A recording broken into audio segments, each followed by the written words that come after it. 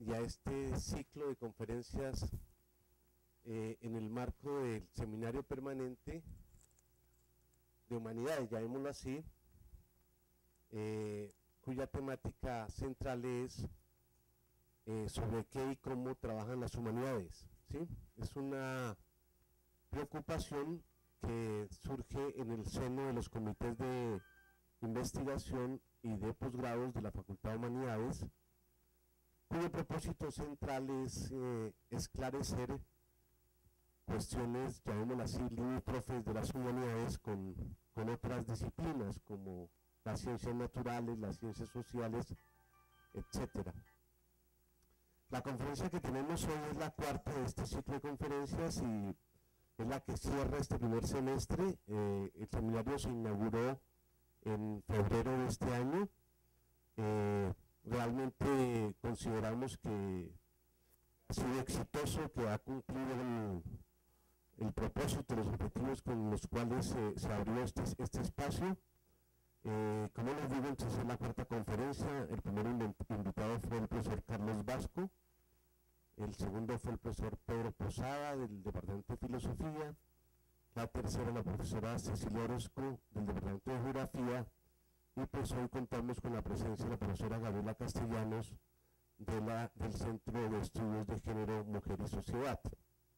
Realmente es un gusto poder escuchar y poder tener aquí presente a la profesora Gabriela Castellanos, una persona que, si bien es jubilada, parece que no lo fuese, pues porque trabaja más que aquellos profesores que son de tiempo completo, muy preocupada por las cuestiones académicas. Para mí realmente es de mucho agrado poderla escuchar hoy y poderla presentar como representante, digamos, del Centro de Estudios de Género y también como la persona que ha articulado el doctorado en Humanidades en la línea de Estudios de Género, que realmente es un proyecto importante que mostrar aquí en la Facultad de Humanidades. Y entonces, bueno, con este preámbulo, pues era simplemente para contextualizar el trabajo. La profesora Gabriela Castellanos va a retomar o va a recoger, digamos, un poco la preocupación del seminario a partir de un análisis particular en el campo en que ella se mueve, que son los estudios de género, y de ahí el título de la conferencia, que se llama El impacto del género y la interdisciplinaridad, 3 casos, ¿sí? Bueno, entonces los dejo con la profesora Gabriela, viene la exposición y después habrá una sección de preguntas. Bueno, muchas gracias. ¿Necesito micrófono? ¿Sí? Bueno, muchas gracias, Germán, por la invitación. No, yo me voy a estar moviendo. Bueno, listo. Bueno, yo empiezo hablando de una reacción de muchas personas, sobre todo académicos y quizá fundamentalmente hombres, frente al concepto de género. ¿Qué es esto del género?, se preguntan aún hoy algunos académicos, y lo preguntan no sin cierta irritación, como si se hubieran encontrado algún molusco dañino en un precioso jardín. Tienen razón al considerarlo un neologismo, pues género por muchos siglos quiso decir exclusivamente la diferencia gramatical entre palabras femeninas y masculinas.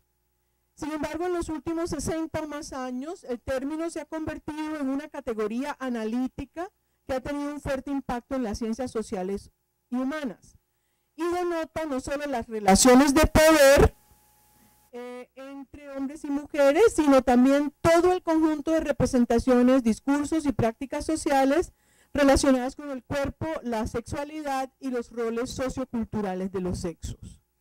¿Qué tan fuerte continuará haciendo ese impacto? Es una pregunta que solo el tiempo podrá responder.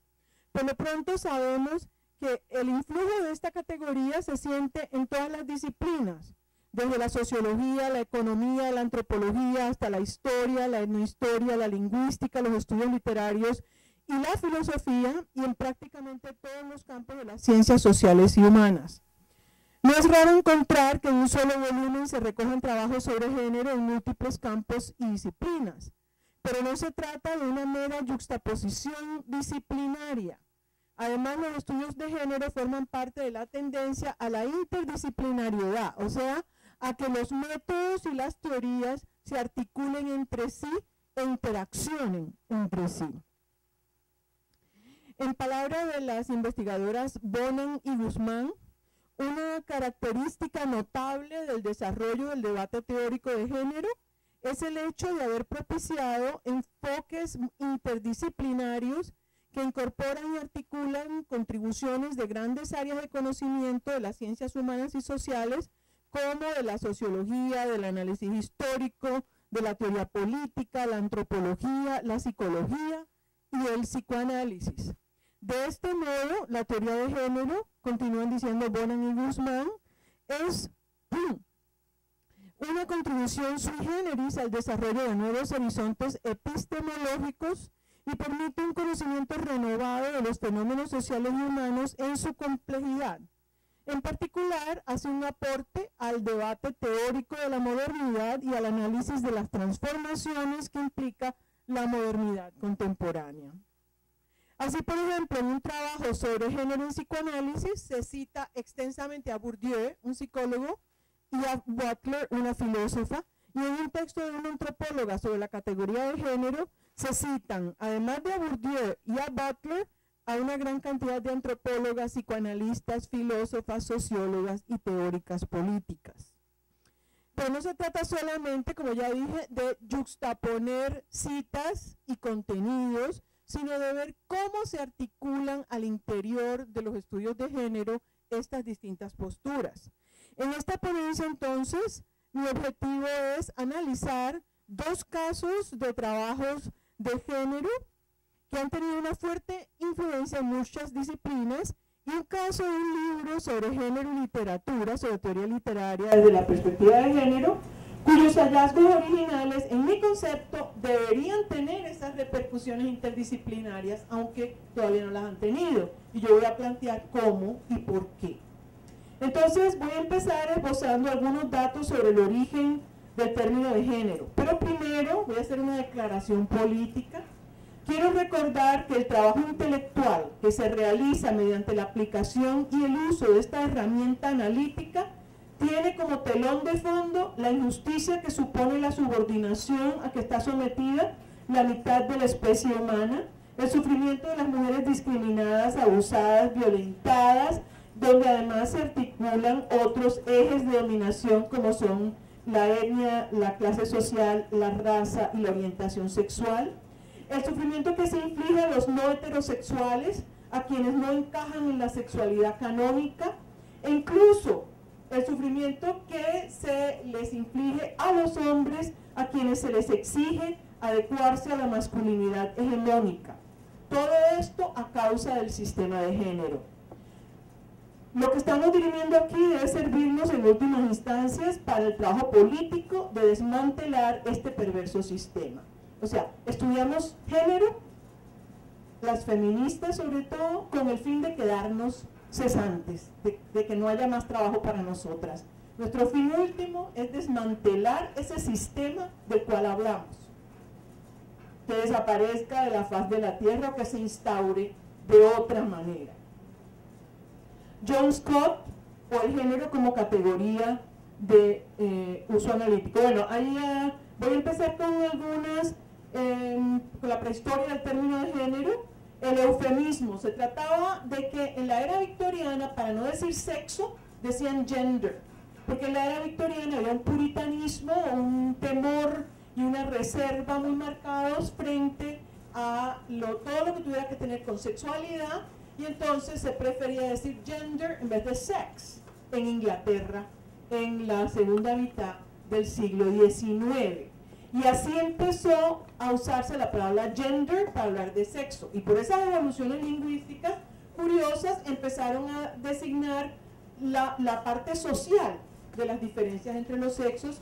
Y las primeras definiciones la hicieron John Money, un sexólogo, que planteó los roles de género dentro de la sexualidad, y Robert Stoner, un psicoanalista, que habló de características personales, femeninas y masculinas, utilizando el término género.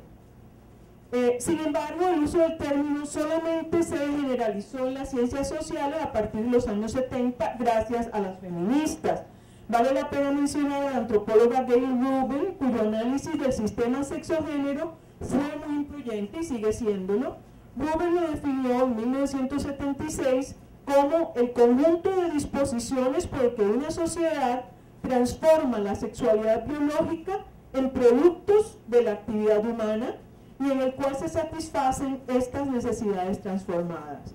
Entonces, para Rubin, los datos biológicos no son los que determinan nuestras representaciones de lo que es ser hombre o mujer, nuestros roles sociales, sino que son las consideraciones culturales que se superponen a esa realidad biológica. Es decir, es a través de la mediación de una cultura específica cómo se ponen en acción lo que es género a partir de la diferencia sexual.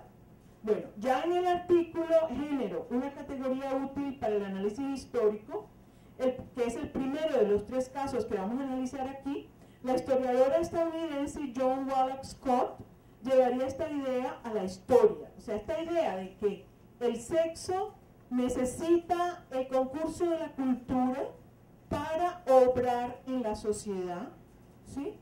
Y cada cultura específica le da un contenido especial a las diferencias entre los géneros. Ella llevaría esta idea a la historia, planteando que la diferencia sexual se produce históricamente en cada sociedad y en cada cultura y que evolucione de acuerdo con sus condiciones específicas.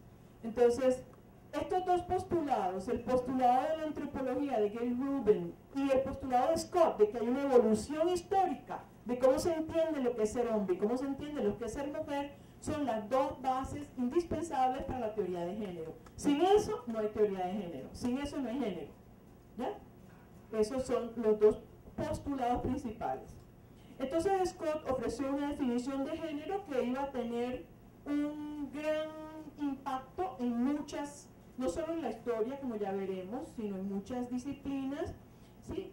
Donde ella dice que el género es un elemento constitutivo de las relaciones sociales que se basa en las diferencias entre los sexos y además es una forma primaria de significar las relaciones de poder. Aquí quiero hablar, veamos la siguiente, un problema en la traducción al español. Veamos la diferencia entre cómo se ha traducido. El género es un elemento constitutivo de las relaciones sociales que se basan en las diferencias entre los sexos. Esa N de basan quiere decir que el género es constitutivo solo de aquellas relaciones sociales que se basan en las diferencias entre los sexos. La traducción correcta sería, si uno realmente va a ser fiel al contenido del inglés, es el género es un elemento constitutivo de las relaciones sociales que se basa. Es el género como elemento constitutivo el que se basa en las relaciones entre los sexos. Aquí es solamente elemento constitutivo de aquellas relaciones sociales, ¿sí?, que se basan en las diferencias entre los sexos. Aquí el que se basa en las diferencias de los sexos es el género. Por lo tanto, es válido para todas las relaciones sociales. Este es el sentido que tiene en inglés y que en la traducción al español se pierde. Entonces, para Scott, todas las relaciones sociales tienen un componente de género, el cual los convierte en un tipo específico de relaciones de poder. Cuando Scott dice que es una forma primaria de relaciones de poder, quiere decir que no hace falta plantear que hay una forma de dominación básica y fundamental, que es, por ejemplo, la de clases, que es lo que sostenían los marxistas. No, es el género, como la clase, como la raza, como la etnia, son formas primarias de relaciones de poder. No hace falta otra que la explique, ¿ya? Sino el género en sí es la base de la explotación y de la dominación y la subordinación de género.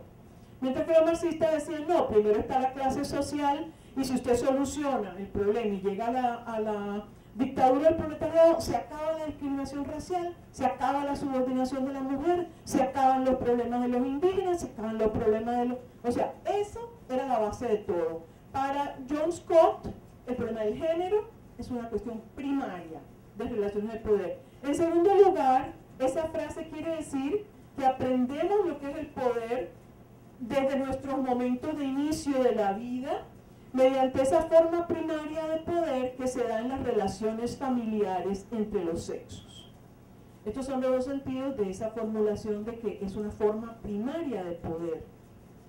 Bueno, la manera como Scott analiza la influencia del género en múltiples campos y niveles de la sociedad y la cultura, y el hecho de que no se limita a la descripción de las condiciones objetivas, sino que ella insiste en que hay que llegar al nivel histórico simbólico. O sea, ¿cuál es el nivel simbólico? Donde se está construyendo el sentido cultural de lo que es ser mujer y lo que es ser hombre, y cuáles son sus diferencias, y cuáles son sus roles, y cuáles son sus papeles.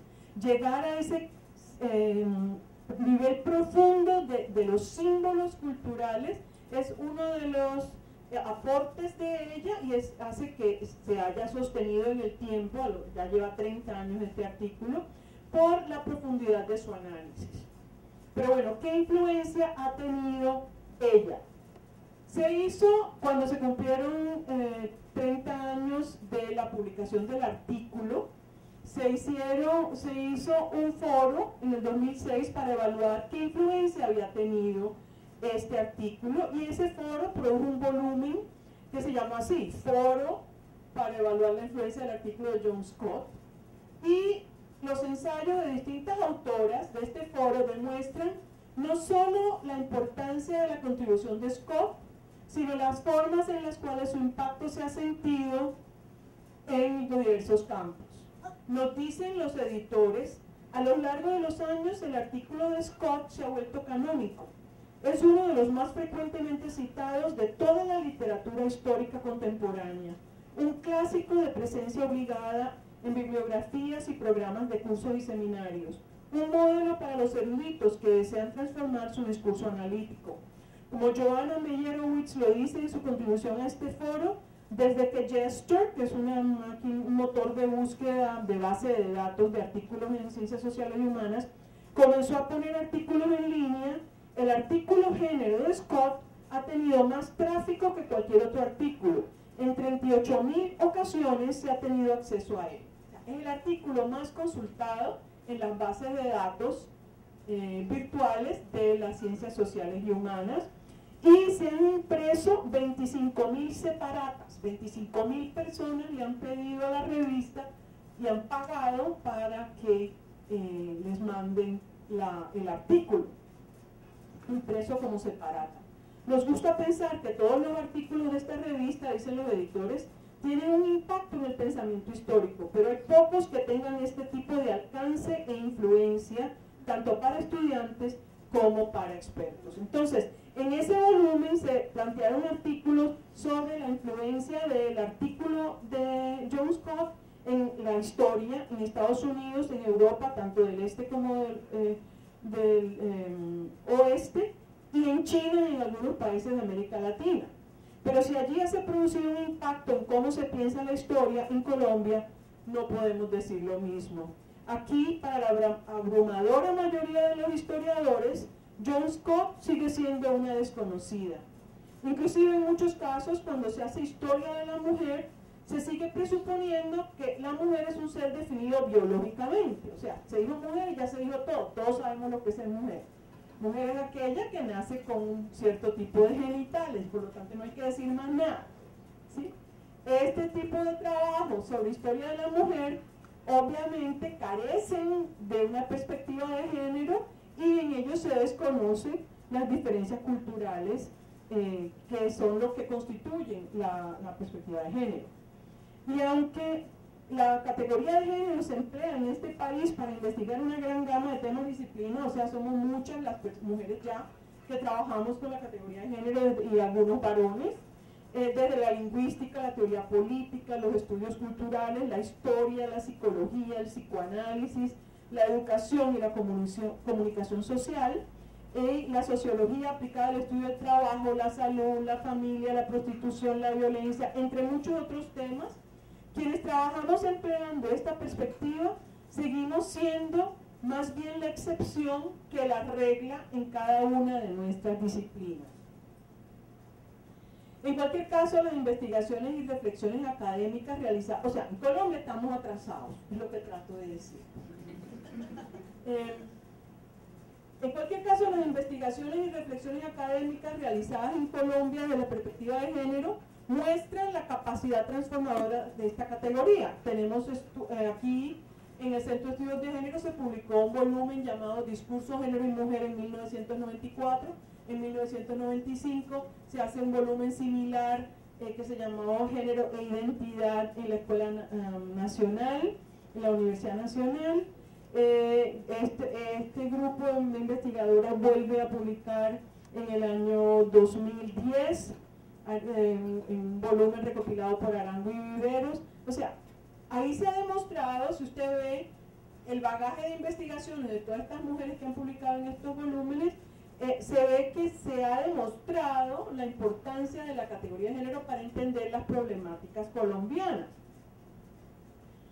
Bueno, además no es necesario que se mencionen explícitamente a las mujeres para hablar de las relaciones entre hombres y mujeres en un evento, situación y fenómeno. Precisamente la categoría de género permite que en ámbitos fuertemente masculinizados, donde se excluye radicalmente a las mujeres, haya un elemento de género muy claro. Esa misma exclusión es un factor de género. Recuerden que según Scott, estamos ante un problema de sentidos, de la dimensión simbólica, de cómo se significa la ausencia de las mujeres en distintos ámbitos. O sea, un ejemplo es la filosofía, donde la ausencia de la problemática de la mujer no quiere decir que entonces no sea pertinente allí el género. Lo que quiere decir es que se presupone que el ser humano sujeto por antonomasia es el varón y se está desconociendo a la otra mitad de la realidad humana. Bueno, pero también el texto de Scott ha sido una de las bases teóricas para el concepto de la transversalidad de género, que se ha definido como la organización, la mejora, el desarrollo y la evaluación de los procesos políticos, de modo que una perspectiva de igualdad de género se incorpore en todas las políticas, a todos los niveles y en todas las etapas por los actores normalmente involucrados en la adopción de medidas políticas.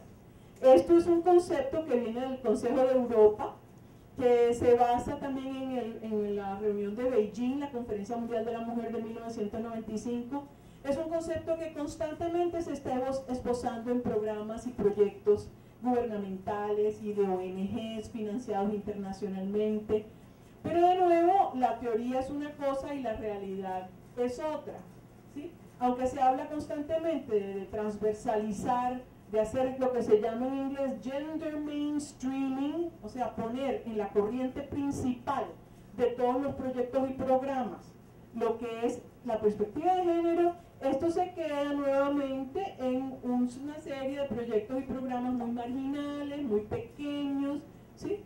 Y esta meta de incorporarla en todas las políticas. Usted va a hacer una carretera, tome en cuenta la perspectiva de género. Usted va a elaborar construir un hospital, tome en cuenta la perspectiva de género. Haga usted lo que haga en el campo de la política y del presupuesto público, ¿sí? Usted tiene que incorporar la perspectiva de género. Eso es lo que quiere decir transversalidad de género. Pero una cosa es lo que se dice y otra cosa es lo que hace. En cualquier caso, el concepto ha recibido fuertes críticas desde algunas posiciones feministas debido a que los proyectos gubernamentales y las actuaciones de ONGs y organizaciones no gubernamentales de mujeres, allí se tiende a perder la perspectiva crítica para pasar a un enfoque burocrático, ¿sí? Entonces muchas teóricas feministas critican esta tendencia desde la transversalidad de género a pensar en el problema de género como algo que hay que trabajar sin producir transformaciones grandes, ¿no? Y profundas. Como vemos, la influencia del trabajo de Scott ha sido no solo amplia, sino además profunda. Ahora bien, el recurrir desde el punto de vista teórico a un artículo que, como este de Scott, tiene casi 30 años, puede parecer un anacronismo, como insinúa la abogada y experta en Derecho de Familia, Isabel Cristina Jaramillo, que es la directora de la Facultad de Derecho de la Universidad de los Andes, en su reseña al libro de Arango y Viveros del 2011. Un libro cuyo título está muy cercano al título del artículo de John Scott. El artículo de John Scott se llama Género, una categoría útil para el análisis histórico, y el título del libro del 2011, donde las compiladoras son Arango y Viveros, es Género, una categoría útil para las ciencias sociales. Isabel Jaramillo se pregunta, ¿no es esto un anacronismo? ¿Emplear un título tan parecido a un artículo de hace 30 años? Vale la pena preguntarse qué vigencia tiene aún este artículo, qué inflexiones ha tenido, qué impactos en el estudio de problemas sociales, en conjunción con otros ejes de diferencia como son la raza, la etnia, la clase social o la orientación sexual. ¿Cómo puede el género continuar siendo una categoría útil en el siglo XXI? Estas son algunas de las preguntas que examinan expertas en los campos de la historia, la filosofía, la literatura, entre otros, en el libro La cuestión de género, el feminismo crítico de John Scott, publicado en el 2011 y compilado por Elizabeth Witt y nada menos que Judith Butler. Las autoras examinan las formas en las cuales la categoría de género se ha traducido en sus propias perspectivas disciplinarias, en todos estos campos disciplinarios, analizando la influencia continuada de las reflexiones de Scott, a la vez que su importancia, siempre y cuando se emplee el concepto definido por Scott de una manera crítica. La misma John Scott examinó en 2 artículos recientes la vigencia actual de sus propios planteamientos de 1986. En primer lugar, la autora confirma su idea de que tanto mujer como hombre son conceptos variables a los que no se les puede asignar un significado universal. Esa es la base de la perspectiva de género. Sin eso no hay perspectiva de género. Ninguno de los dos puede considerarse un término cuyo sentido haya quedado resuelto a partir de los hechos biológicos. Lo que el artículo gender hace es plantear mujer y hombre como conceptos. Niega la idea de que esas dos palabras describan de modo transparente objetos o cuerpos perdurables. Y se pregunta más bien cómo se piensan esos cuerpos. Presupone, con Michel Foucault, que los cuerpos están totalmente acuñados por la historia y que nada en los hombres ni las mujeres es suficientemente estable. Aquí Scott está citando a Foucault. Nada es suficientemente estable para servir de base para un autorreconocimiento o para comprender a otros. Entonces, dice Scott, al examinar la vigencia de su propio artículo, como la categoría clase, la de género es útil cuando se emplea para resolver preguntas en contextos específicos, cuando señala un camino a investigaciones específicas, ya sea sobre relaciones sociales o sobre discursos y retóricas. Es por esto que Scott nos dice que género debe ser visto como una pregunta. El género solamente es válido como pregunta, nunca como formulaciones definitivas. Pregunta sobre las relaciones de poder entre mujeres y hombres que quedan perpetuamente sin resolver de un modo definitivo. Unas preguntas constantemente susceptibles de recibir respuestas distintas dependiendo de las circunstancias históricas y culturales específicas. Según la propia Scott, solo en la medida en que género nos permita cuestionar los sentidos que culturalmente se asignan a los sexos y analizar los contextos dentro de los cuales se hace esta asignación, podrá seguir siendo una categoría analítica debido a su poder crítico. Bueno, pasemos entonces al segundo caso. Judith Butler o el sexo histórico y la performatividad. Judith Butler parte de la idea de que el poder es generador de discursos y que esto es lo que constituye, no solamente de discursos sobre el sexo, sino que constituye lo que llamamos sexualidad. En su libro ya clásico de 1990, El género en disputa, el feminismo y la subversión de la identidad, y en los que le siguieron Cuerpos que importan, sobre los límites materiales y discursivos del sexo, Deshacer el género, En la vida psíquica del sujeto, todos estos ya en el siglo XXI, entre otros, Butler desarrolla una serie de posiciones que llegarán a tener una innegable influencia en una amplia gama de disciplinas, desde la sociología y la antropología hasta la psicología, pasando por la historia, el análisis del discurso y la sociolingüística. En El género en disputa, Butler va a partir de las reflexiones de Gayle Rubin, de las cuales ya hablamos, de su definición del sistema sexo-género, pero reconociendo que esta definición da indicios de que Rubin ve el sexo como una realidad preexistente a la cultura. Recuerden que vimos que Gayle Rubin decía que cada cultura, sobre la realidad biológica del texto, superpone una interpretación simbólica propia de esa cultura específica. O sea, el sexo es el mismo en todas las culturas, pero cada cultura lo interpreta de una manera diferente y le da un sentido sociocultural diferente.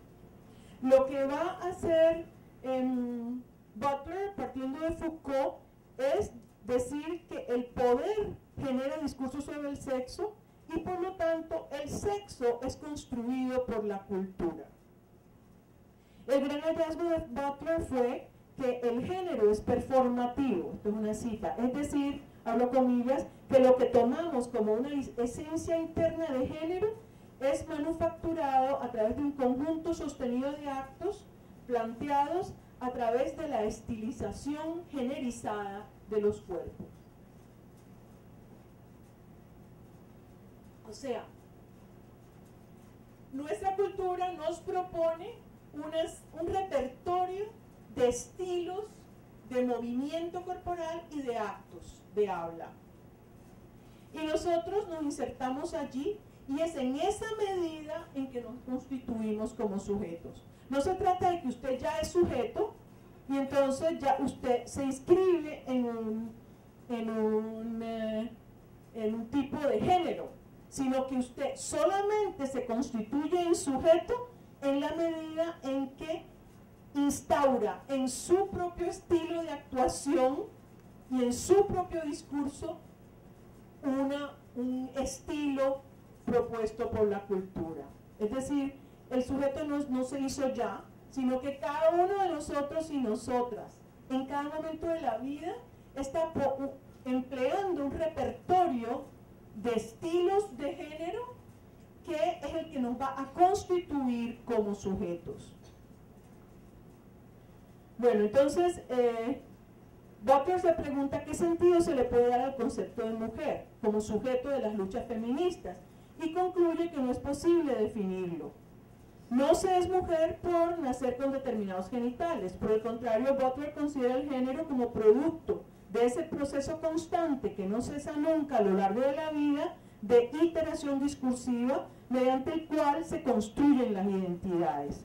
En otras palabras, lo que reconocemos en los individuos como diferencia sexual o de género no es sino una función de la repetición de actos de habla, de estilos corporales, de gestos, posturas y movimientos asociados culturalmente a lo que se supone que es una esencia femenina o masculina.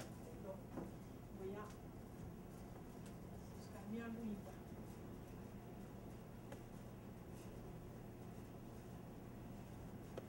Bueno, mediante estos actos que Butler denominó performativos, que quiere decir realizativos, ¿no? Pero también tiene que ver con la actuación, porque performance quiere decir realización, desempeño en inglés, pero también quiere decir actuación escénica. Entonces, uno está siempre en escena, ¿no? Uno está siempre sobre el tablado de un teatro, todo el tiempo en su vida, está representando el papel. Ser mujer es hacer un simulacro de feminidad. Por eso el travesti no es más simulador que las mujeres. Las mujeres estamos también simulando ser femeninas, simulando ser mujeres, y los varones están todo el tiempo simulando ser masculinos. Por ejemplo, yo no sé si a ustedes les pasa lo mismo, pero yo estoy casada con un señor hace 40 y pico de años, y cada vez que habla con una mujer, habla en la voz normal que yo le conozco. Cuando habla con un compañero de trabajo, inclusive con sus hermanos, habla con una voz mucho más masculina. Por supuesto que él nunca aceptaría posiblemente que su masculinidad es una simulación, pero de hecho lo es, y es totalmente inconsciente, ¿sí?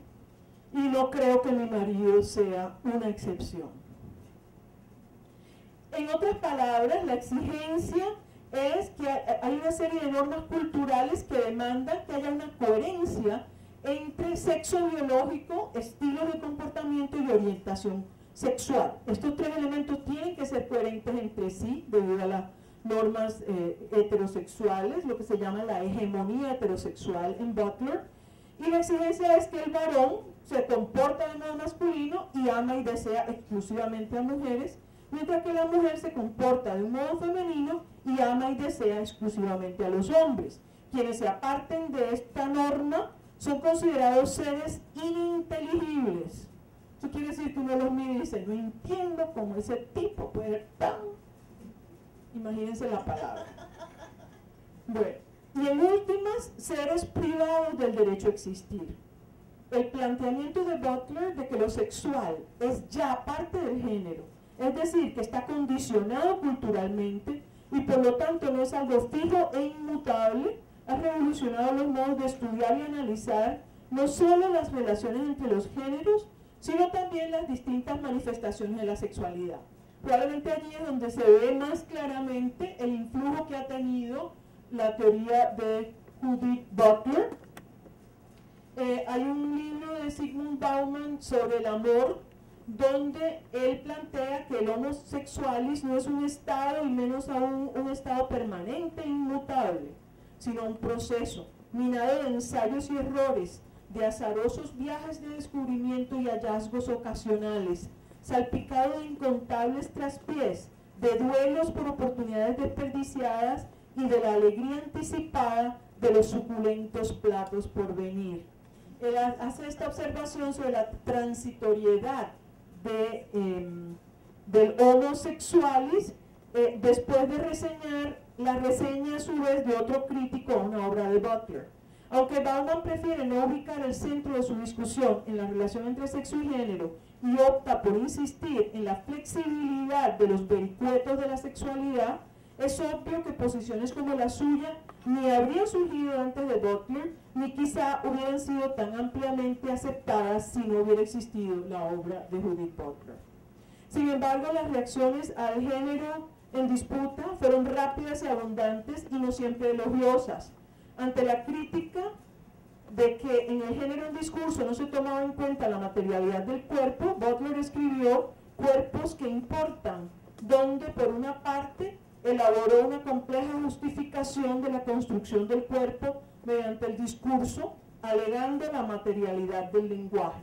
Además, en respuesta a la idea de que el concepto de performatividad convertía la identidad en un asunto tan sencillo como un cambio de ropas, o sea, si es una cuestión meramente teatral, entonces yo me pongo la ropa de mujer y ya me vuelvo mujer, ¿es eso lo que quiere decir?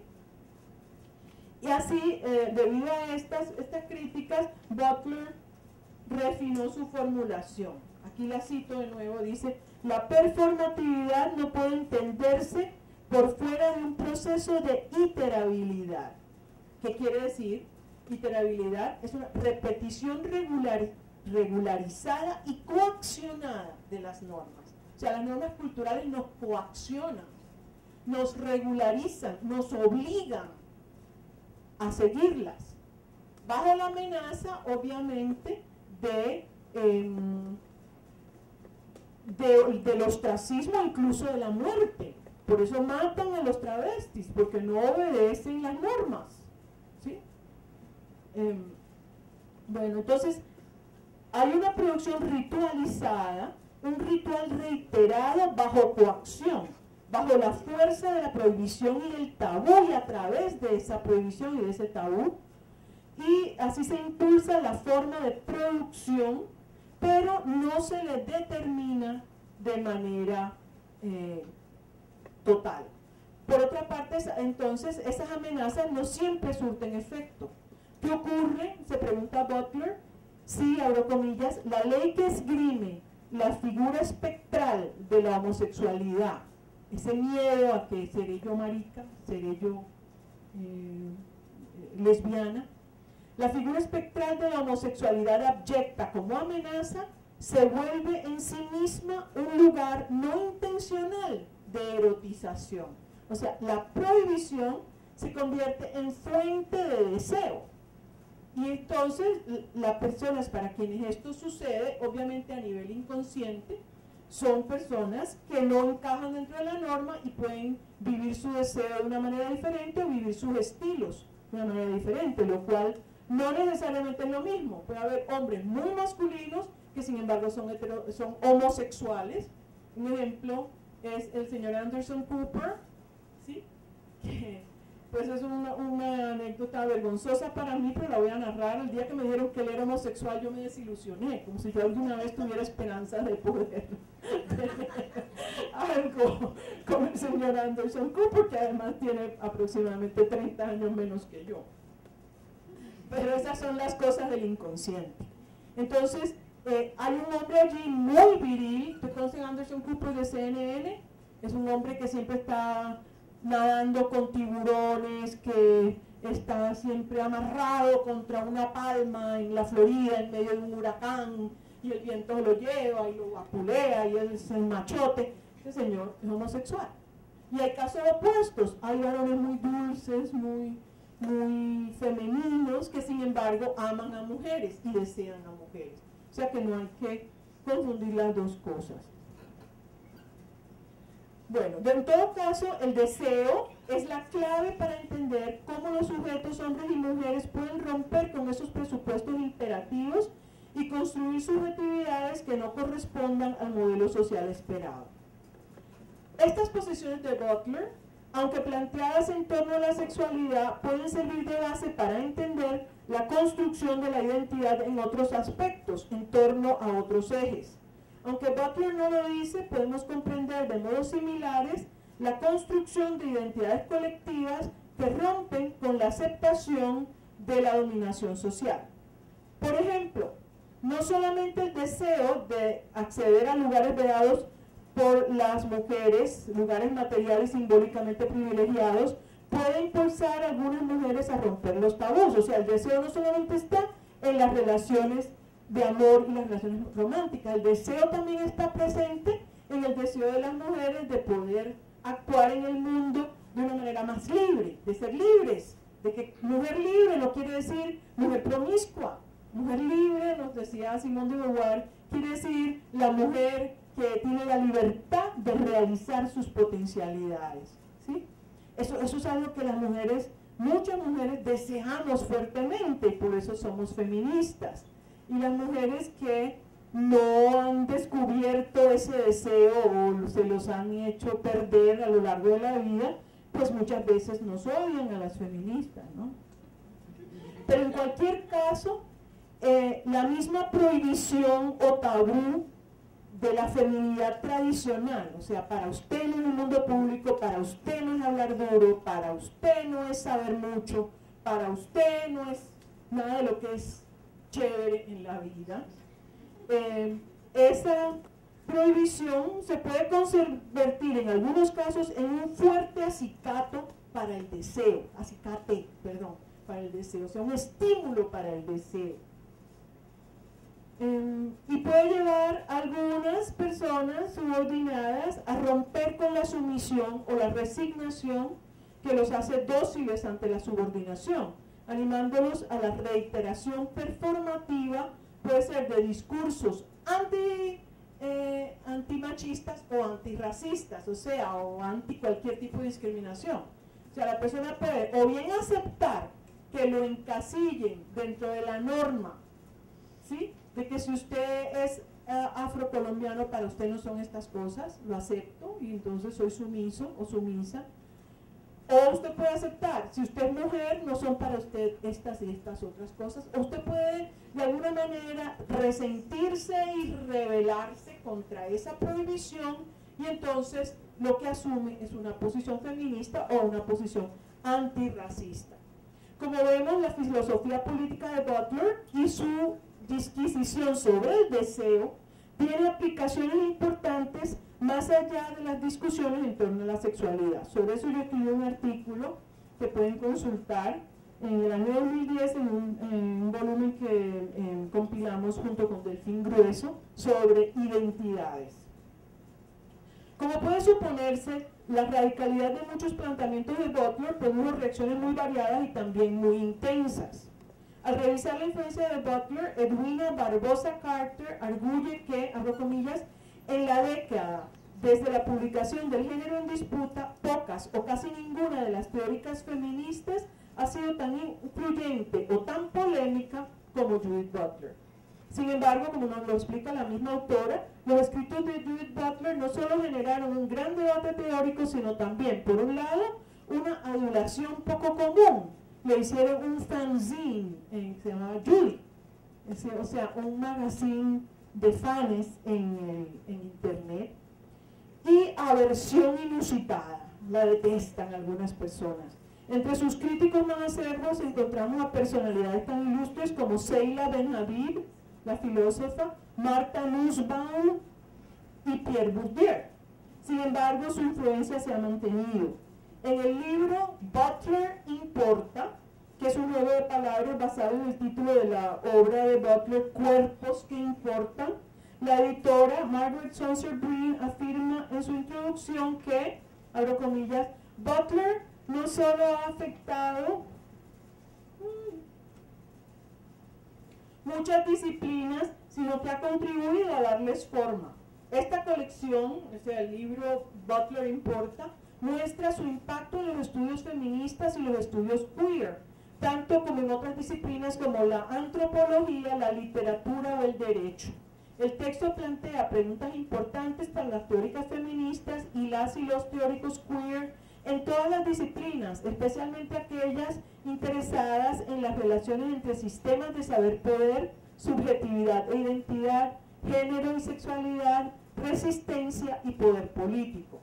Como lo demuestran este y otros comentarios recientes sobre la obra de Butler, es prácticamente imposible hacer teoría feminista o teoría queer sin tomar en cuenta a Judith Butler. Por otra parte, para muchos académicos su obra, abre comillas, representa ya un hito fundamental para acceder a la problemática contemporánea de la conceptualización y subversión de la identidad, mucho más allá de los límites de cualquier debate interno del feminismo, y quien lo dice es un autor varón, Pérez Navarro. Para citar solo un ejemplo, el 19 de abril de 2013, la Facultad de Filosofía de la Universidad Complutense de Madrid realizó una jornada Judith Butler, en la cual se analizó su obra y sus consecuencias para la ontología, para la teoría política, para la concepción lingüística de la subjetividad y para la estética. Según los editores del libro ya mencionado, el libro Butler Importa, dedicado a considerar su influjo, este se ha extendido no solo dentro, sino también fuera de la academia, y su obra ha tenido una influencia profunda en la comprensión de género y sexualidad, política corporal y acción política. De nuevo, esto es más cierto en México, Argentina, Estados Unidos, Europa, inclusive en la India, que en Colombia. En Colombia la filosofía aparece prístina, inmaculada, intocada por Butler. Bueno, vamos ahora a el tercer caso. La loca del desván y la ansiedad de las mujeres en un mundo hecho para los hombres. Bien, me voy a referir aquí a un concepto que en mi opinión ha sido desaprovechado para estudiar las dificultades a las cuales se enfrentan las mujeres cuando ingresan a ocupaciones y ámbitos de actuación social y cultural donde han primado los varones. Estas dos autoras, Sandra Gilbert y Susan Gubar, en 1986, 6 creo que fue, no, 1984, plantearon que muchas autoras inglesas y estadounidenses en ese siglo en el cual hubo un gran auge de mujeres escritoras en las letras en idioma inglés, en ese siglo tenemos a George Eliot, tenemos a Jane Austen, o sea, y a muchas otras grandes autoras.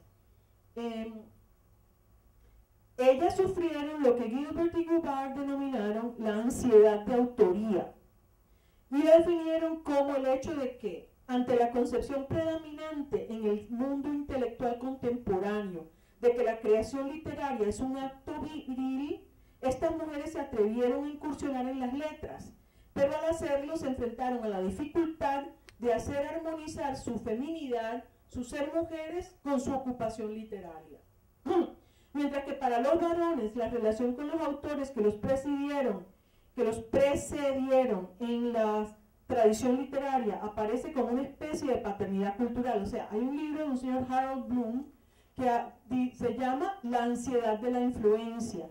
Y lo que dice es que los autores varones son como los hijos de los clásicos. Y que los autores varones entonces tienen una relación como de hijo a padre, ¿sí? Una relación de, por un lado, reverencia y por otro lado, rebeldía. O sea, recuerden en el complejo de Edipo, ¿no? Que la idea de Edipo era matar al padre, ¿sí? Para casarse con la madre. Aquí habría que matar al clásico anterior, matar a Gabriel García Márquez para poder decir una palabra nueva y así conquistar a Colombia y el mundo, que sería la madre, ¿no?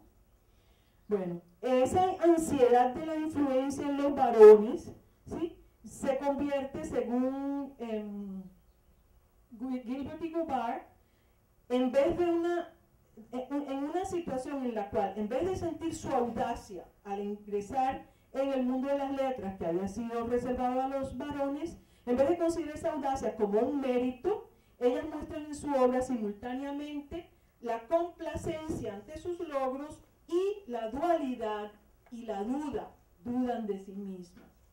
No es de extrañar que inclusive mujeres geniales como Jane Austen, Emily Bronte o George Eliot, que tuvo entre otras cosas que ponerse un nombre viril, ¿no? Ella se llama Mary Ann Evans, pero escribía bajo el seudónimo de George Eliot, sintieran ansiedad ante su propia osadía al irrumpir en la escena literaria. Durante siglos se equiparó la creación literaria y el vigor de los textos con la virilidad, donde el poeta, el escritor, abro comillas, como Dios Padre, es un gobernante paternalista del mundo ficticio que él ha creado. Según estas dos autoras, abro comillas, en la cultura patriarcal occidental, el autor del texto es un padre, un progenitor, un procreador, un patriarca estético cuya pluma es un instrumento de poder generativo igual que su pene. Gilbert y Goubart citan a múltiples literatos y críticos literarios que de un modo u otro presentan la pluma como un pene metafórico. Esta visión del acto creador como una autoafirmación del poder viril puede llevar a definirlo como una lucha entre varones. Y también tiene que ver con la idea de la lucha contra Dios, o sea, la lucha contra el clásico que nos antecede y contra Dios mismo. Recordemos el libro de Mario Vargas Llosa, Historia de un deicidio, que fue su tesis doctoral en la Universidad Complutense de Madrid sobre la obra de Gabriel García Márquez. Ese libro no se puede consultar, yo lo tenía y se me perdió, alguien me lo llevó. Ese libro no ha sido reeditado porque Vargas Llosa peleó con García Márquez y nunca más dejó que lo reeditaran. Pero por ahí en otros artículos pude rastrear una pequeña cita. Dice Vargas Llosa, escribir novelas es un acto de rebelión contra la realidad, contra Dios, contra la creación de Dios que es la realidad. Es una tentativa de corrección, cambio o abolición de la realidad real, de su sustitución por la realidad ficticia que el novelista crea. Entonces, el novelista mata a Dios. El novelista es un super hombre, super macho, capaz de matar a Dios. Aquí, como vemos, al novelista se le atribuye una intención de suplantar a Dios, de aniquilarlo, autoerigiéndose en una especie de deidad. Casi 40 años antes, Henry Miller afirmaba algo muy semejante, según lo reporta Anais Nin en su diario en 1935.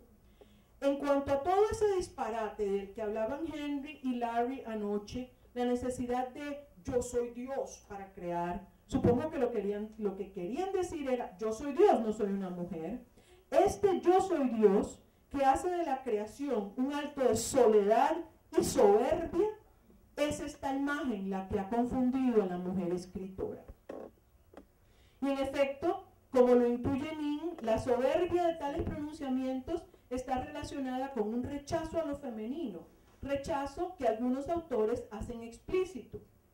En su intento de autodefinirse como pensadores originales, dos grandes poetas norteamericanos como T.S. Eliot y Ezra Pound critican a sus predecesores acusándolos de debilidad femenil. O sea, para ellos crear su propio estilo tenían que matar a los románticos, que eran los que habían venido antes.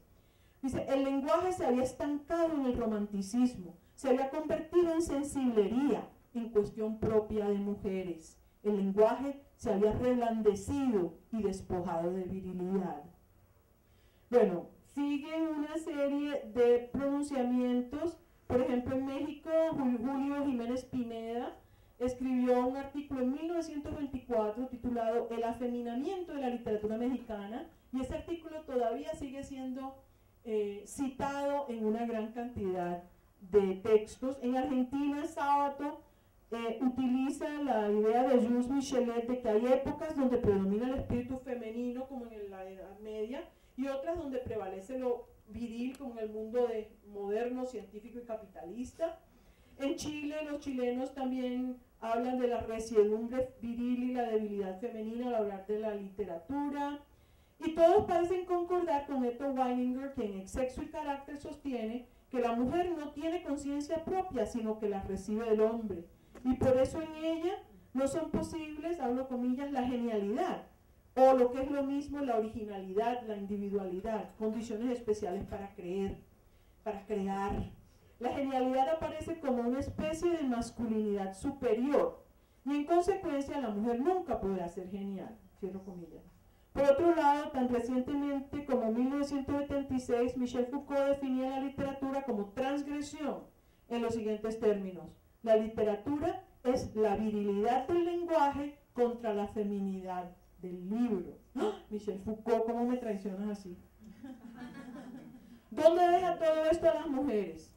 Evidentemente, aquellas que aspiren a escribir, si se atienen a lo que tantos proclaman en su entorno, tienen ante sí una triste alternativa. Deben resignarse a ser exponentes de una capacidad de creación inferior, o, para escapar a este destino, autodefinirse como masculinas. Entonces, yo soy mujer, pero yo escribo como un hombre. Yo soy mujer, pero mi inteligencia es masculina. Si por el contrario se resisten a aceptar los saberes convencionales, tendrán que dedicar una parte importante de su energía psíquica a oponerse a lo que resulta ser un consenso cultural. Las feministas somos aquellas que muchas veces sacrificamos un posible logro en nuestras disciplinas tradicionales para dedicarnos a luchar contra el patriarcalismo. Bueno, no es de extrañar entonces que todas las mujeres que escriben sufran de lo que Gilbert y Goubart designaron como ansiedad de autoría. Sería interesante transferir este concepto de la ansiedad de autoría a otras situaciones similares, pues las mujeres, al incursionar en actividades y profesiones tradicionalmente masculinas, experimentan, además de la satisfacción por su trabajo, lo que podríamos llamar la ansiedad de la carrera o la ansiedad del desempeño profesional, o más ampliamente la ansiedad de lo público. Existen muchos estudios en América Latina que nos hablan de las dificultades de las mujeres que ingresan a profesiones tradicionalmente masculinas. Sin embargo, la mayoría de estos trabajos se concentran en las condiciones objetivas en las que laboran las mujeres. Hay un estudio que se presentó antes de ayer, el miércoles, de Oscar Rosero Sagasti, profesor de esta universidad que acaba de graduarse del doctorado en Humanidades, de a quien yo dirigí. Y ese trabajo se distingue por analizar las posturas que las mismas mujeres toman al enfrentarse a un ambiente hostil, indagando por los procesos subjetivos de construcción de la identidad de esas mujeres. Pienso que este nuevo enfoque es el que puede darnos mayores luces sobre el problema. En ese mismo sentido, sugiero que los estudios sobre la participación de las mujeres en el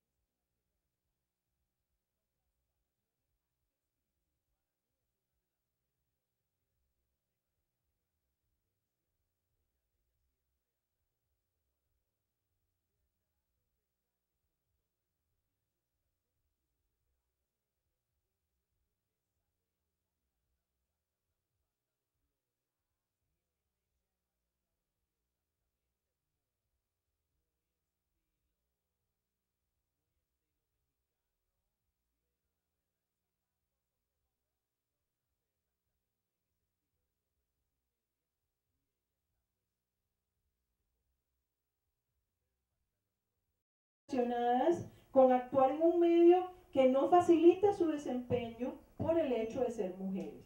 Por una parte, esta ansiedad puede generar estrategias de supervivencia y de lucha contra condiciones adversas, pero ahí estamos gastando energía, ¿no?, que deberíamos dedicar a la producción directamente. Pero también puede producir actitudes que no conducen al éxito.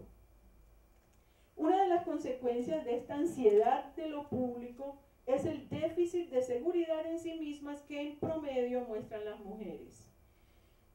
Hace muy poco, en este mismo año, dos investigadores estadounidenses, Katie Kay y Claire Shipman, publicaron sus investigaciones sobre lo que ellas llamaron la brecha en la confianza, o sea, en la seguridad en sí mismas. Su estudio encontró una tendencia de mujeres que ostentan un alto desempeño en el mundo laboral, desde las atletas hasta las ejecutivas, a, abro comillas, subestimar tanto sus habilidades como su actuación, mientras que los varones tienden a sobreestimarlas, a pesar de que el desempeño de ambos no difiere en calidad. O sea, usted le pregunta a un atleta, autocalifíquese, ¿cómo fue su salto con Garocha? O ¿cómo fue X cosa que usted hizo? Y siempre van a darse a sí mismas una puntuación inferior a la que le van a dar los jueces. Los varones, cuando se les hace el mismo ejercicio, siempre se autoasignan una puntuación superior a la que le van a dar los jueces. Y la diferencia entre esa puntuación para la mujer y para los hombres no es prácticamente lo mismo. Lo mismo con pruebas que se hacen exámenes. Se le dice resuelva problemas matemáticos a los estudiantes en una maestría en matemáticas, por ejemplo. Hay una gran cantidad de mujeres que simplemente no se esfuerzan por responder los problemas, sino que entregan solo aquellos de los cuales están totalmente seguras. Los hombres, en cambio, se ponen a tratar de resolver aun cuando no sepan qué es lo que están haciendo. Y a veces se encuentran por casualidad con la respuesta correcta. Entonces, ¿qué pasa? que si usted le dice a esas mujeres, bueno, tienen que responder los problemas, tienen que resolver los problemas, no pueden dejar un problema sin resolver, su puntuación ahí alcanza a un nivel totalmente igual con la de los varones. Pero las mujeres, ¿qué están haciendo? Se están calificando mal, se están diciendo, yo no puedo resolver este problema, por lo tanto ni me meto a tratar. ¿Sí? Todo eso es parte de ese déficit de autoconfianza, ¿no? Las mujeres tampoco en el campo laboral piden ascensos ni mejores salarios en la misma proporción que los varones, y tampoco llegan a los niveles superiores donde se toman las decisiones. Hay un gran déficit de mujeres en los niveles superiores en el mundo de las finanzas, en la política, es muy evidente, etc. A este fenómeno se le ha denominado el techo de vidrio, esa barrera invisible que impide el ascenso de las mujeres en el trabajo y el aprovechamiento pleno de sus capacidades. Estas dos autoras, Kay y Shipman, citan una serie de estudios en Estados Unidos y en varios países europeos que demuestran que las mujeres tienen niveles de confianza en sí mismas muy inferiores que las de los hombres. La solución, dicen las autoras, pasa por educar a las mujeres para confiar más en sí mismas y para actuar de manera más efectiva. Al mismo tiempo, ellas reconocen que los altos niveles de confianza no rinden los mismos frutos para mujeres que para varones, que es una de las razones por las cuales las mujeres tienen bajos niveles de autoconfianza. Porque las mujeres que demuestran altos niveles de confianza en sí mismas son detestadas universalmente. Aquellas líderes que hablan con frecuencia en las reuniones, que toman iniciativas de manera visible, que hablan duro, son con frecuencia juzgadas como demasiado agresivas. Pregunten ustedes cuál es la reputación de Gabriela Castellanos en esta universidad. Abro comillas, mientras más éxito alcanza una mujer, peor parece ser el veneno que recibe. No solo se cuestiona su competencia, sino su propio carácter. Cierro comillas. Por lo tanto, es necesario no solo educar a las mujeres para aumentar su autoconfianza, su seguridad en sí mismas, sino también a las personas de sus entornos para aceptarlas. Por otra parte, la ansiedad de lo público en las mujeres no solo se manifiesta en niveles bajos de autoconfianza, aparece también en fenómenos como la rivalidad entre mujeres o la decisión de ser la única mujer entre los hombres. Ya Simone de Beauvoir nos narró en El segundo sexo, 1949, el caso de un intelectual. Resulta que iban a hacer un volumen recogiendo trabajos de hombres y mujeres, iban a poner a los hombres, los grandes leones, los grandes escritores, y por allá un capítulo chiquitico de las mujeres. Entonces, una mujer que era la esposa de uno de los leones, de los grandes literatos, usó la influencia de su marido para que el retrato de ella quedara en la galería de fotos en el libro entre las fotos de los varones. Ella fue la única mujer. Y Simone de Beauvoir ya pues criticaba esto como una estrategia completamente pues moralmente dudosa y criticable. De modo similar, en las universidades hay colegas que se llaman a sí mismas profesor. Yo soy profesor. Como si el uso del masculino las acercara a disfrutar de los privilegios que están reservados a los hombres. Podemos citar casos similares de autoras que, en vez de reclamar un trato justo como mujeres, aspiran a ser la única mujer en la mesa.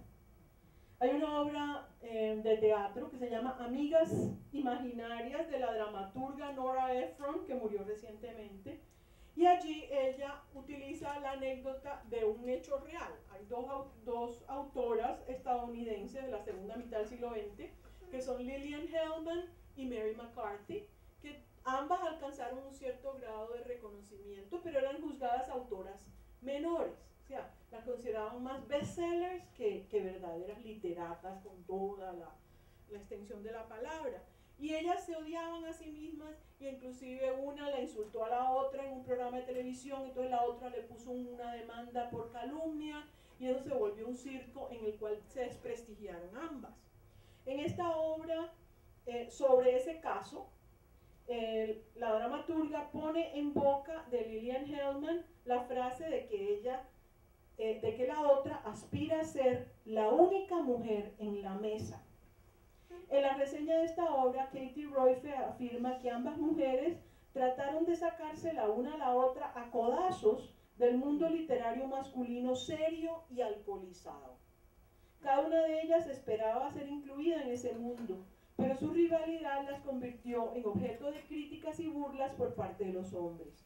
Su ansiedad ante un mundo donde ellas eran ciudadanas de segunda categoría las llevó a competir entre sí, protagonizando una querella por la cual los hombres intelectuales las respetarían aún menos. En mil instancias en nuestro propio medio, en campos tanto culturales como políticos, podemos encontrar casos de rivalidades entre mujeres que exhiben las mismas características. Como vemos, el concepto de ansiedad ante lo público puede servirnos también para analizar comportamientos de mujeres que con frecuencia se vuelven en contra de ellas. Considero que este concepto nos da luces sobre la otra cara de lo que Bourdieu llamó la violencia simbólica, mediante la cual la mujer no solo acepta su dominación, sino que la considera inevitable, natural y justa, e inclusive llega a defenderla. A partir de actitudes que son propias de esa ansiedad, tal como la he descrito, las mujeres no defienden su dominación, como en la violencia simbólica, pero o bien aceptan sin darse cuenta el juicio sobre su supuesta inferioridad que les propone la cultura en que se mueven, y así quedan con un déficit de confianza en sí mismas, o ante condiciones de subordinación reaccionan desviando su agresividad hacia otras mujeres. Bueno, ya ahora llegamos a la conclusión. Hemos visto cómo un concepto planteado por una historiadora, Joan Scott, y el trabajo de una filósofa, Judith Butler, han llegado a tener repercusiones importantes en muchas disciplinas, a convertirse en herramientas interdisciplinarias. También vimos cómo un concepto desarrollado por dos teóricas de la literatura, Gilbert y Goubart, o sea, la ansiedad de la autoría, puede ser llevado a otros campos, como acabo de hacer yo, acuñando este término de ansiedad de lo público, para el análisis cultural y sociológico. Solo me falta señalar que los estudios de género son particularmente afines a la interdisciplinariedad debido a que la subordinación social y cultural de la mujer, con la concomitante supervaloración del varón, se sostiene por medio de un entramado de condiciones, representaciones, conceptos, disposiciones sociales que penetran en todos los ámbitos y niveles de la sociedad y que pueden y deben ser estudiados desde múltiples disciplinas, y cómo se interactúan, intercondicionan, pues entonces por eso es importante para estudiarlos la interdisciplinariedad. Voy a terminar con una parábola, un relato relacionado con un hecho policial reciente, o sea, una crónica roja. Hace un año, el 6 de mayo de 2013, la policía rescató a 3 mujeres que habían permanecido secuestradas por un individuo de nombre Ariel Castro en su casa en la ciudad de Cleveland, en Estados Unidos. Ustedes quizás recuerden. Ellas habían permanecido secuestradas durante 10 años. Las 3 permanecían encadenadas día tras día durante años, encerradas en un cuarto o en el sótano, y eran violadas y golpeadas continuamente. Una de ellas tuvo 5 abortos a causa de los golpes. Otra de ellas tuvo una niña, ¿no? Esa él no la hizo abortar, sino que la crió. El maltrato psicológico también era apabullante. Las 3 mujeres han quedado con serios problemas de salud y su peso al ser rescatadas era muy inferior al normal. Por ejemplo, una de ellas pesaba 84 libras. Una de ellas, Michelle Knight, ha escrito un libro, Finding Me, Encontrándome a mí misma, del cual se publicó un extracto en la revista People. En él narra los abusos y las golpizas, pero también cómo, con el paso de los años, la vigilancia y los encierros fueron relajándose, hasta que finalmente, ese día de mayo del año pasado, su secuestrador olvidó cerrar la puerta de la calle, dejando solo la puerta exterior con llave. A través de ella, una de las mujeres logró llamar a un vecino, quien llamó a la policía. Ariel Castro fue condenado a cadena perpetua y se suicidó en la cárcel. Cuando un par de años antes del rescate, el hombre empezó a dejarla sin las cadenas, Michelle Knight narra que volvió, abro comillas, a pensar en las formas en que podíamos tratar de liberarnos. pero él mantenía un revólver en la cintura. Para ser honesta, no lo necesitaba. Después de años de estar en prisión, los candados se sueltan de tus muñecas y tus tobillos y se suben a tu cerebro. Una siente que el secuestrador todo lo ve. Esas golpizas, esos abusos constantes, ese encierro, esos insultos, las habían amedrentado de tal forma que escapar parecía imposible. Este hecho es testimonio del poder de los maltratos físicos y verbales para afectar la conciencia, para destruir la capacidad de agencia, o sea, no pueden ni siquiera pensar en escapar, para destruir la autoestima, la esperanza de alcanzar la libertad. En distintos grados, evidentemente por lo general muy inferiores a este horror vivido por estas tres mujeres, todas las mujeres en Colombia y en la mayor parte del mundo estamos inmersas en sociedades y culturas que nos someten a tratos debilitantes, en sistemas de relaciones que por ser mujeres nos drenan en alguna medida de fuerzas para creer en nuestro propio futuro, para agenciar nuestro propio éxito. Este trabajo que acabo de presentarles adquiere para mí sentido en la medida en que pueda, como esfuerzo de producción de conocimiento, contribuir en últimas a brindar herramientas conceptuales para desmantelar ese horror que llamamos el sistema de género. Muchas gracias.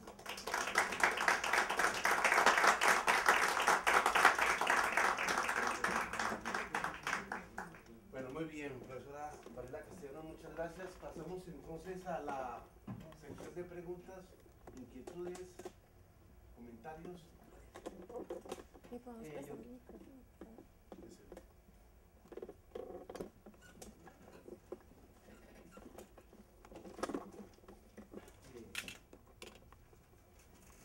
Buenos días.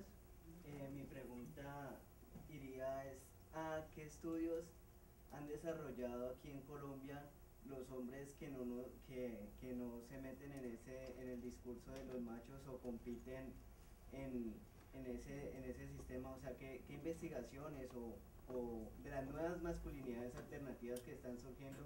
Porque actualmente en la actualidad los hombres que nos inscribimos en esto también sentimos esa presión de no ingresar en el sistema de la competencia. Entonces, ¿qué investigaciones o qué? Bueno, aquí mismo tenemos los trabajos de Fernando Urrea, que ha trabajado con el tema bastante.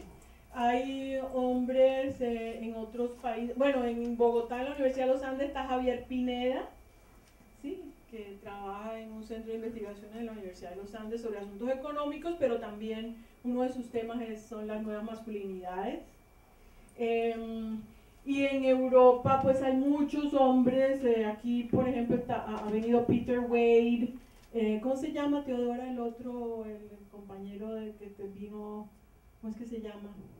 David algo, se me olvida en este momento, bueno, ya me acordaré cuando sea tarde, pero usted puede consultar, por ejemplo en internet usted pone Javier Pineda, Universidad de los Andes, y ahí le va a salir. Usted se va aquí al CITSE y busca todos los trabajos de masculinidades y ahí le van a dar una gran cantidad de bibliografía sobre el tema.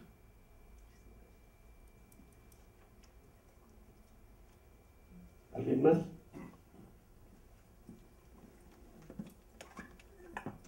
Buenos días, yo voy a empezar agradeciéndole a Gabriela por su presentación. Me parece un análisis y una reflexión muy interesante y que está tomando en cuenta varios contextos, ¿no? Desde el punto de vista histórico, cómo se va generando y construyendo esta categoría de género y cómo a partir del sexo se va definiendo y se van construyendo socialmente dichas categorías, pero también cómo desde la filosofía, desde la historia y actualmente desde la literatura, cómo se van encadenando, ¿no?, esas miradas y esas construcciones alrededor del sexo y del género.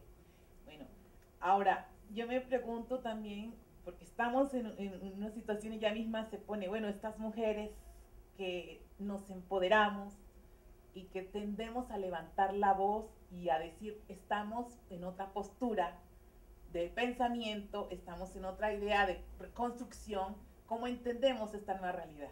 No la entendemos desde esta dicotomía hombre-mujer, sino que planteamos que también hay otras alternativas que superan o de reconstrucción de la categoría género, que va más allá de lo sexual, pero también más allá de una construcción social de la cual nosotros también queremos ser partícipes. Pero una cuestión que tú también vas apuntando al final es cómo romper con estas cadenas que ya no son físicas, sino que son mentales. Cómo reestructurar y poner en cuestión otras maneras de construcción de estos modelos de género, pero también una cosa que me llama mucho la atención y que creo que tú lo recalcas, ya no estamos solamente hablando de relaciones patriarcales, estamos hablando de relaciones sociales de género, y que en ese constructo de relaciones sociales de género nosotras como mujeres tenemos una amplia participación, y no es una visión donde las mujeres estamos victimizadas solamente por esta división entre lo masculino y lo femenino, sino qué postura, qué posición estamos dando en ello, y cómo podemos romper con estas otras visiones más patriarcales y generar una nueva visión de relaciones donde nosotras también podemos mostrar otro modelo de construcción de lo femenino frente a lo masculino. Bueno, ahí no había ninguna pregunta. Bueno, la reflexión era más que todo cómo romper, la pregunta era cómo romper con estas posturas, ¿no? Donde tú misma lo planteas, la ansiedad de lo público. ¿Cuál es la propuesta que tú pones desde el hacer? Tú planteas en una reflexión de que dices con este estudiante cómo estas categorías nos pueden ayudar a entender, pero también cómo estas categorías nos pueden ayudar a romper y generar nuevas formas de relaciones sociales donde las mujeres tengamos otra postura, donde nuestra ansiedad no esté allí, o podamos resolver esa situación de ansiedad que nos genera estar dentro de lo público sin tener que creernos hombreadas o sin tener que competir con otras mujeres. Sí, lo único que yo puedo hacer es estudiar, porque mi posición política atraviesa lo académico. Lo que yo puedo hacer es mostrar una forma distinta de reflexionar, de pensar los problemas y esperar que otros retomen un trabajo político. Y claro, yo también hago algunas veces mis pinitos políticos por ahí de feminismo activo, ¿no? Pero pues la idea es que haya realmente, desde la educación, desde el trabajo en derecho, en tantos campos, hay que hacer una cantidad de cambios, pero primero tenemos que cambiar pues la mentalidad de las personas, ¿no? Para salirnos de todos estos problemas que, bueno, allí veo dos manos.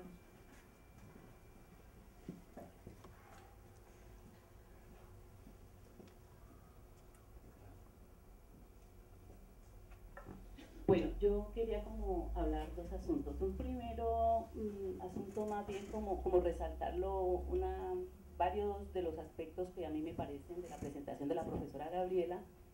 El primero tiene que ver con lo que yo voy a denominar como una relectura que ella hace del concepto cuando nos hace las aclaraciones en términos de la traducción, que a mí me pareció eso central en el concepto, porque hemos venido trabajándolo y entendiéndolo pues que va más allá de la visión biológica, de lo físico, y que trasciende a lo cultural, a lo simbólico. Y a mí eso me parece central en la nueva relectura o los elementos que ella nos da para releer el concepto en las autoras. Y entonces yo decía allí ya con la segunda idea, bueno, eso nos permite mostrar cómo desde esas relaciones primarias ya hay un proceso de socialización que va transmitiendo un mundo simbólico, inconsciente, en el recién nacido. Yo soy trabajadora social y en la formación posgradual, en la de pregrado por supuesto también, pero lo acentuamos mucho más en la formación posgradual, cómo llevar todas estas reflexiones, experiencias, avances en el conocimiento a la intervención, que es lo que nos pone del plano del cambio, digamos, en lo social. Y resulta que no es tan fácil cuando ya vamos a hacer intervenciones orientadas a generar, porque la reflexión se da, pero de allí hay un abismo hacia la práctica. Y la práctica nos pone frente a el generar unas relaciones sociales, digamos, con mayor equidad, con mayor inclusión, y allí no hemos podido avanzar mucho, siento yo, cuando doy los módulos. Entonces yo le pediría a la profesora cómo ha sido su experiencia en ese campo, porque yo sé que ella también trae paralelo un trabajo político concomitante con el trabajo académico. Claro. Bueno. Pero yo antes de contestar quiero hablar con Ricardo. Ricardo está allá afuera. Ricardo. Bueno, mientras entra Ricardo, yo les digo. Bueno, yo creo que hay muchas cosas que tenemos y debemos hacer, ¿no? ¿Escuchamos a Ricardo o ¿Ah? vienes tú? No, que venga aquí un momentico y yo hablo con él ahora. Me espera un minuto ahora que yo termine de contestarle a la profesora Amparo Nicolás. Bueno, a ver. Yo creo que lo más importante es hacerse en los procesos de intervención la pregunta: ¿qué es lo que yo estoy haciendo para transformar el sistema de género o para apuntalarlo? ¿Hasta qué punto estoy apuntalando, reforzando el sistema de género y hasta qué punto lo estoy realmente ayudando a transformar? Yo creo que esa es la pregunta reina, ¿cierto? O sea, es la pregunta que se tiene que hacer toda trabajadora social o trabajador social para realmente hacer un trabajo que no sea realmente como reforzar los horrores del sistema, ¿no? Eso en primer lugar. Y en segundo lugar, pues también tenemos muchas avenidas de trabajo que se pueden realizar, ¿no? De trabajos de intervención, de cambio de mentalidades, trabajos en relación con actitudes, con ideologías, pero también con hechos, porque muchas veces, por ejemplo, la violencia, al estudiar la violencia, nos quedamos solamente en la superficie y no ahondamos, ¿sí?, en el aspecto de la construcción de los sujetos, la construcción de la subjetividad, ¿sí?, a través de los hechos violentos, a través de las ideologías que están subyaciendo a esos procesos violentos, ¿sí? Entonces hay que ir más allá a ver, por ejemplo, cómo también existe un déficit de autoestima en los varones, muchas veces, que hace que no sean capaces de dirimir problemas sino mediante la violencia. O sea, se sienten impotentes y es su sensación de impotencia porque esta mujer no me obedece, porque a mí me han dicho que las mujeres me tienen que obedecer porque yo soy varón, pero resulta que esta no me obedece, ¿sí? Y entonces la única forma yo de resolver esa situación mía de impotencia es darle una bofetada o darle una paleada o lo que sea, ¿no? Entonces se trata de profundizar, no quedarse en las intervenciones, pienso yo, ¿no?, en niveles más superficiales, sino profundizar en la subjetividad de la gente, o sea, cuáles son sus posiciones como sujetos y sujetas que están produciendo cierto comportamiento. No sé si eso ayuda en algo, Ricardo. ¿Alguna otra pregunta?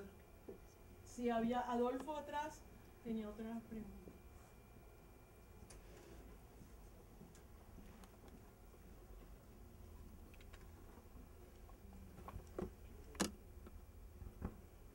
Sí, profesora, es para preguntarle algo muy parecido a la última intervención, es a nivel de la educación en Colombia y sobre todo de la educación primaria, secundaria.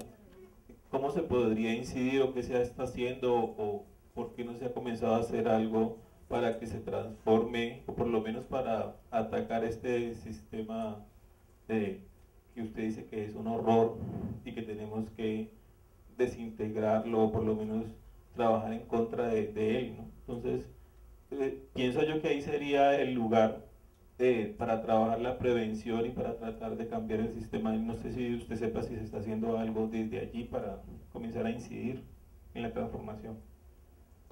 Bueno, se están haciendo muchas cosas. Nosotros aquí en el Centro de Estudios de Género, por ejemplo, hemos hecho varios diplomados con maestros y maestras.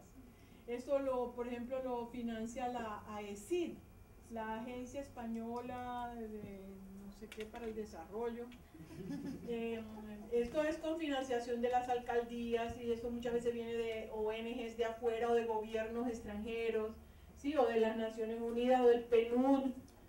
Y con todas esas financiaciones se hacen distintos proyectos de cambios en los currículos, de análisis de los currículos, se hace estudio del currículum oculto, ¿sí? Como por ejemplo en educación no solamente habla la maestra o el maestro, sino que también habla la forma como está organizado el espacio, el uso de uniformes, si las niñas andan con unas falditas que les hacen difícil moverse libremente, o si se ponen pantalones para poder hacer gimnasia,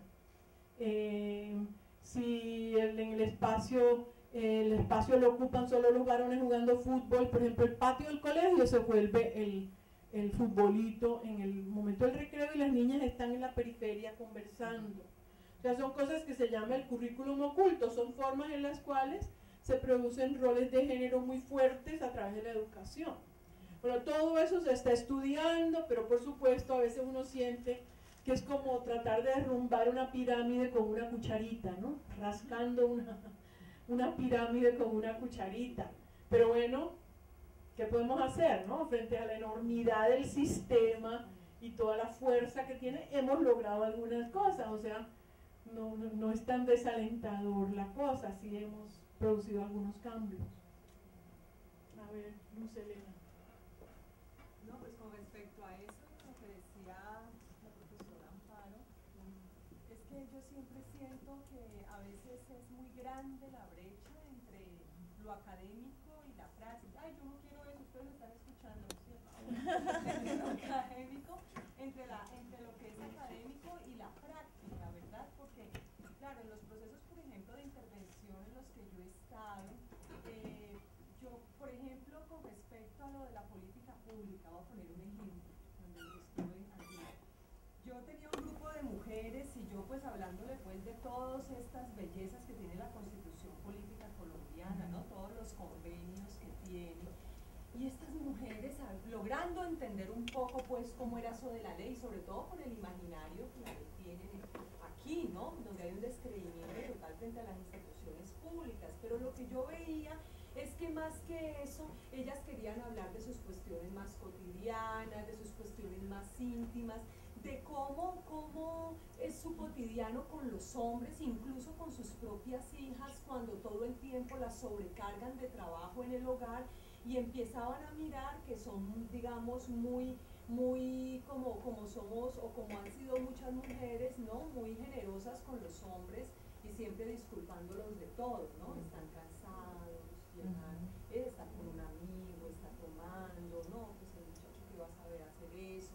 Entonces yo siento que en los procesos de académicos y de práctica, yo sí pienso que cada vez hay que pensarse la posibilidad de tener o de tejer puentes que realmente trabajen esas mujeres en los ambientes más cotidianos, es decir, que la mujer se tiene que empoderar primero en lo cotidiano, ¿sí? Y en eso, un poco como decía la feminista argentina Claudia Corol, pues mirar cómo son finalmente lo que ella llama esa feminización de la resistencia, esas mujeres que hacen resistencia en la cultura patriarcal en las acciones más cotidianas y que no se logran ver, ¿no? Esa mujer desplazada que sea como sea no deja morir a sus hijos de hambre, por ejemplo, o esa mujer desplazada que decide separarse porque aquí empieza a ver que su esposo es un borracho y que le coquetea a la vecina, por ejemplo. Es decir, yo sí siento que hay que tejer unos puentes como más, o yo no sé si más, pero por lo menos acercar un poco eso que uno se cuestiona desde lo académico en la praxis, y es en lo cotidiano para mí, pues muy respetuosamente, es allí donde debería empezar, digamos, el trabajo con las mujeres en comunidades. Sí, no, evidentemente las prácticas sociales son las que construyen, y hay un ir y venir entre los discursos y las prácticas sociales, ¿no? Lo que la gente hace cotidianamente y las ideas que tiene y los discursos que tiene, todo eso está interrelacionado y hay que trabajar en todos los niveles. Eso es, hay que trabajar en todo. No, pero eso yo sé que tú lo tienes claro, pero no todas las académicas lo tienen claro, ni todas las que hacen praxis tienen la conciencia de llevar, o de llevar ellas mismas, no, pero la necesidad de que eso se lleve a lo académico también. Sí, estamos totalmente de acuerdo. ¿Alguna otra intervención? Bueno, yo quisiera hacer un último punto también, mucho de... No le cojas miedo a la palabra. Ay, no le tengo miedo al micrófono. El último apunte también va un poco relacionado con esta discusión. También el campo académico es un campo de poder y ha sido un campo muy masculinizado. Es decir, que también aquí se está haciendo una lucha. Puede que sea una lucha un tanto desequilibrada porque estamos hablando de niveles y estamos hablando de clase. Y en lo cotidiano, igual las mujeres están desarrollando una lucha desde el ámbito doméstico, desde las interacciones sociales que se dan con sus hijos, con sus esposos, con otras mujeres. Entonces estamos hablando también de campos de luchas que pueden ser diferentes, pero también convergentes. El asunto que esta discusión desde lo académico implica tener una postura femenina, pero también implica luchar contra unas relaciones de poder que generalmente se han considerado saberes masculinos. Y cómo incorporar estos saberes femeninos también son válidos, también son relevantes. También nos cuestionamos su postura, pero también nosotros tenemos nuestra propia postura y la lucha desde acá, porque de la lucha desde el poder puedes aterrizar en lo cotidiano y hacer muchísimo más relevancia. De hecho, muchas de las transformaciones en las reformas, estabas hablando de la participación de las mujeres en la política, y actualmente en México hay una ley que habla que los partidos políticos tienen que tener 50% de representaciones femeninas y 50% de representación masculina. Pero ¿qué es lo que pasa cuando ya estas mujeres son electas? Se retiran y dejan los puestos a los hombres. Entonces, ahí también, ¿qué está pasando? Si supuestamente nos estamos empoderando, pero al llegar a esta postura de poder, volvemos a tomar una posición sumisa y cederla a los hombres. Entonces, la lucha es a todos los niveles. Y es muy difícil. Es muy difícil. No, estoy completamente identificada con lo que dijo Teodora. Es una lucha muy difícil. ¿Sí? Porque las mujeres, entre otras cosas, dormimos con el enemigo también, ¿no? Lo amamos y lo odiamos. ¿Algo más? Es que a nosotros también nos pasa lo mismo. Pero tienen un poquito también nos pasa lo mismo. Muy bien. Yo creo que ha sido una charla, una conferencia muy interesante. Le agradezco a ustedes su asistencia, su participación y también un aplauso grande para la profesora Gabriela Castellanos. Muy bien. Les encargo de difundir este espacio que tiene que ver con el Seminario Permanente sobre las Humanidades. Espero que para el mes de agosto podamos ofrecer una conferencia de apertura de la etapa del segundo semestre y están cordialmente invitados. Una cuestión más, perdón, Carmelita, antes de que se nos vayan, afuera estamos vendiendo libros y revistas del Centro Tionero a precios de quema. Vea, muy bien. La conferencia de la profesora Gabriela Castellanos está escrita, la subiremos a la página web de la Facultad de Humanidades. Para también los estudiantes, porque Claro, pueden tener acceso ahí. en este momento es hora de clases y muchos estudiantes no pudieron asistir. ¿Tú qué propones, perdona? Sí, que es muy importante que se cuelgue la conferencia porque muchos estudiantes que invitamos están en clase de 10 a 12. Entonces, ¿Cómo les parece el horario? ¿O ¿es mejor rotar el horario? ¿O los viernes por la tarde trabajan en las maestrías? No, jueves por la tarde. Bueno, por ejemplo, hay muchas clases en la mañana. Bueno, muy bien. Muchas gracias por su asistencia. Muchas gracias, Gabriela.